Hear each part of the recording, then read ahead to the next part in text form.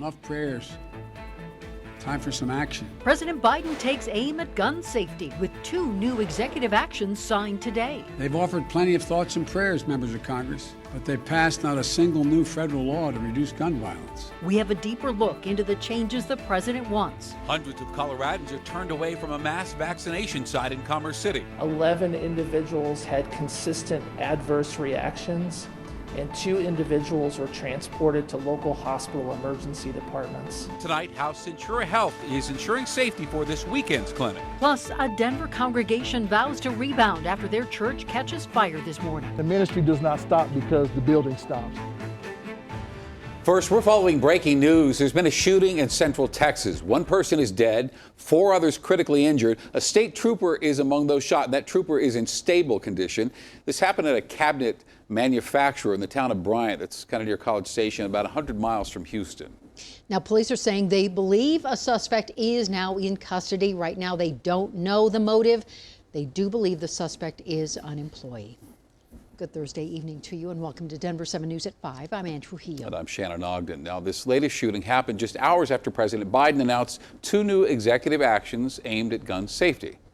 They've offered plenty of thoughts and prayers, members of Congress, but they've passed not a single new federal law to reduce gun violence. Enough prayers. Time for some action.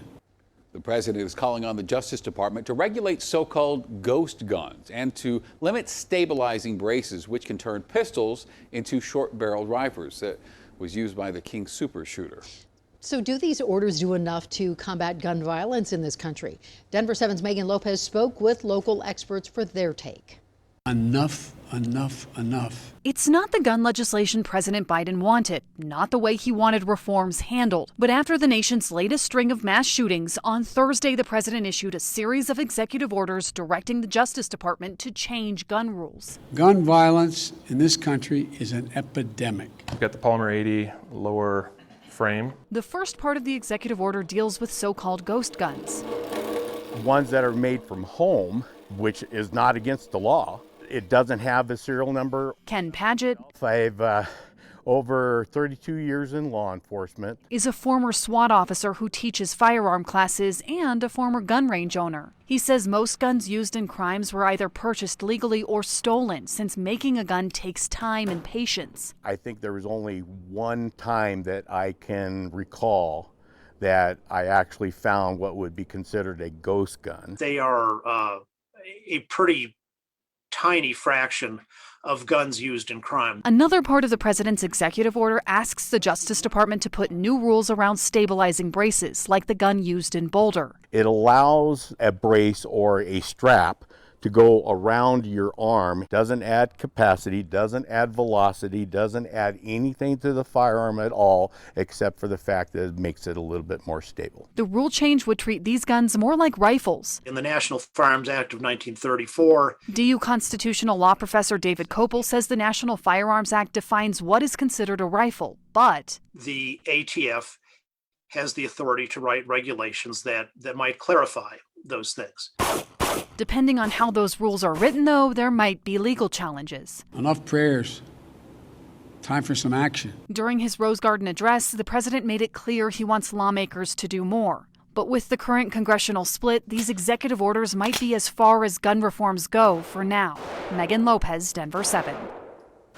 We want to hear your opinion on this. Do you think these executive orders go far enough to curb gun violence? We'd love to hear from you with an email, 360@thedenverchannel.com. Today, the president and CEO of Centura Health said the mass vaccination site at Dick's Sporting Goods Park in Commerce City will resume on Sunday with the Pfizer vaccine being administered. Yesterday, the clinic had to shut down early because 11 people had bad reactions to the Johnson & Johnson vaccine. The science shows that COVID-19 vaccines are safe and effective. The issues yesterday that we experienced in partnership with the state, we will be fully investigating. 640 people were turned away yesterday when that site shut down. They have been automatically rescheduled to receive their shots now on Sunday. Well, tomorrow, Jefferson County takes a step backward to level yellow on the COVID dial. County officials blame an increase in COVID cases. But the county could return to fewer restrictions next week because next Friday the state hands control over COVID decisions to local jurisdictions. Summit County will not extend its mask mandate after the statewide mandate expires tomorrow night, 11:59. The county says it's reviewed hospitalization data and vaccine rates to make this decision, and private businesses can still require masks. Rocky Heights Middle School in Lone Tree will transition to remote learning starting tomorrow, and it will stay that way through April 23rd. The Douglas County School District says several people at the school have tested positive for COVID-19. Mountain Vista High School in Highlands Ranch switched to remote learning yesterday, and that school will remain that way until the 21st. And today the state recorded another 1,800 cases of coronavirus. Hospitalization numbers continue to rise as well. 171 more people are currently hospitalized due to COVID symptoms. Smoke filled the sky this morning where a fire burned in the attic of a historic Denver church. More than 60 firefighters battled this two-alarm blaze at Odom Memorial Church in Denver's Cole neighborhood. Denver7's Lance Hernandez joins us live at 5. And Lance, the congregation is not letting this hold them down. They won't, not at all. You know, this is a go-getter group. They've already expended a great deal of blood, sweat, tears, and prayers, remaking this building into a church that the congregation and the community are proud of. And now they're launching a GoFundMe account to do it all over again. Work crews tearing down debris loosened by an early morning fire at Odom Memorial Church. The fire burned heavily on the second floor. Seeing the smoke and seeing the flames was really gut-wrenching. Neighbor Alana Miller and her wife Brittany heard an explosion. My wife and I were standing there and started crying because it was just, you know, to see that happen and hear it is really devastating. The historic building began life as the Alpine Theater and later the Uptown Theater. Bishop W.H. McDonald, the senior pastor, grateful no one was inside when the fire broke out. I'm blessed and I'm thankful that we were just in our church Easter Sunday. First time we had been in there for a year because of COVID. He says it hurts after 38 years of labor and love. It's a lot of blood, sweat, tears, prayers have gone on in this sanctuary. McDonald's son, AJ, says Odom Memorial was more than a church. My father was inspired to start an outreach ministry because we kept hearing testimonies and people just praying about family members that were struggling with addiction. Denver Fire says by calling in a second alarm, they were able to save the historic building. Unfortunately, one of our firefighters did fall through the floor of a burned area in the offices. Luckily, that firefighter only sustained just some minor injuries.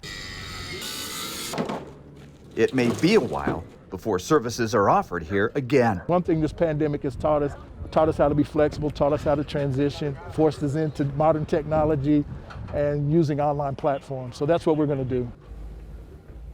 So for the time being, services will be remote. Denver Fire Department says they're trying to determine the exact cause. Church leaders believe it was an electrical problem up in the attic. Again, a GoFundMe account set up to help fund repairs. We have a link in our web story. Live in Denver, Lance Hernandez, Denver7. Lance, thank you. Bit of a panic today on Boulder's Pearl Street Mall, and it turned out to be a false alarm. Boulder police checked out 3 separate suspicious items left along the mall. 18,000 households were told to shelter in place as bomb squads checked out the items, and all were deemed safe, and the mall reopened around 1:30 this afternoon. The devastation from last year's fire season remains fresh on our minds. It's been tough because you've lost everything. Now the state is doing all it can to prevent a repeat. We are really taking this proactive preparation to a new scale. Despite the wind, I hope you enjoyed the mild temperatures. We have some snow in the extended forecast. Plus, Denver airport officials are looking to revive a costly security checkpoint move in the Great Hall project.